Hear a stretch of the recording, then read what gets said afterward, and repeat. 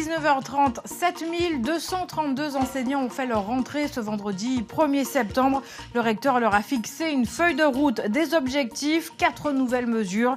Eddy Ségur, bonsoir. Bonsoir. Vous êtes le secrétaire général de la FSU Guadeloupe, Fédération syndicale unitaire. Comment qualifieriez-vous cette rentrée? Une rentrée chaotique avec énormément d'enseignants inquiets et en colère. Professeur, est-ce un métier qui plaît encore? C'est le focus de ce journal. Et la rentrée des professeurs en chiffres, ils sont 7232 enseignants, 1365 assistants d'éducation auxiliaire surveillants, 1086 personnels direction, inspection et orientation. On vous retrouve, Eddy Ségur, vous êtes le secrétaire général de la FSU, je le rappelle. On vient de le voir, hein, c'est un métier qui évolue comme bon nombre, mais la vocation reste. Pourtant, les candidats manquent à l'appel. Pourquoi? Mais tout simplement parce qu'aujourd'hui, le métier n'est plus considéré. Lorsque vous savez que vous devez avoir un niveau de Bac+5 pour pouvoir justement embrasser cette profession, vous voyez bien que lorsque vous êtes payé à 1600, 1800 euros au tout début de carrière, ce n'est malheureusement pas un niveau de rémunération qui peut attirer notamment les meilleurs d'entre nous. Donc effectivement, il faudrait reconsidérer le métier. Il faudrait aussi nous donner les moyens de travailler dans de bonnes conditions. Il faudrait tout simplement, notamment en Guadeloupe, améliorer notamment le bâti scolaire, faire que nous ayons du matériel pour pouvoir exercer dans de bonnes conditions, et puis surtout faire de telle façon que nous puissions notamment prendre en charge les enfants les plus en difficulté. Et c'est là que le bas blesse. C'est pour cela que la rentrée sera difficile? Elle sera difficile à plusieurs titres. Elle sera difficile parce que nous allons manquer d'enseignants, effectivement. Malheureusement, le recteur a pris la décision de fermer des postes dans le second degré, de ne pas en créer dans le premier degré. Résultat des courses, nous avons, comme nous le disions, énormément de jeunes encore à scolariser. Le recteur est en train de créer des divisions dans les différents collèges de Guadeloupe.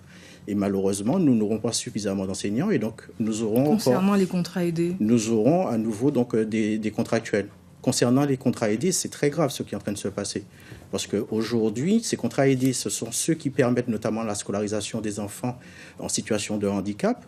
Pas de contrat aidé, pas d'AVSE, pas d'AVSI, et donc des difficultés pour scolariser ces enfants. Et puis surtout, nous savons que nous avons tout le pendant au niveau donc, de l'aide à l'administration pour les directeurs d'école. Nous avons également des difficultés majeures qui vont donc pointer avec notamment l'application des activités périscolaires que les municipalités ne pourront pas financer. Mais vous avancez, vous présentez un tableau bien noir pour cette rentrée. Qu'allez-vous faire? Comment allez-vous faire pour les mesures annoncées par le gouvernement, le retour de la semaine de 4 jours, le dédoublement des classes de CP par exemple? Mais vous savez, aujourd'hui, la semaine des 4 jours, pour nous, le retour de cette semaine, c'est une bonne chose.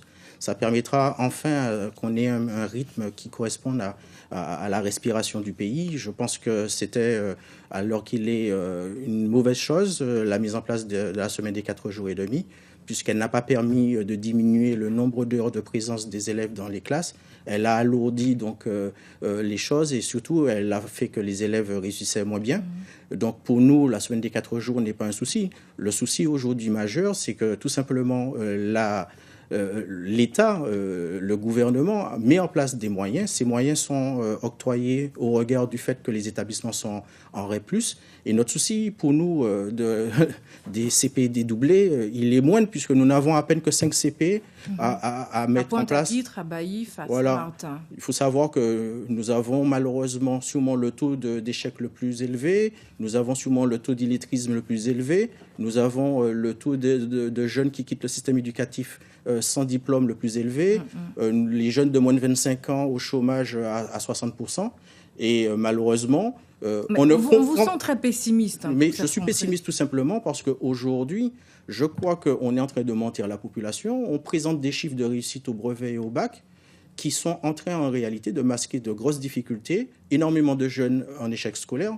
Je dois prendre un exemple simple.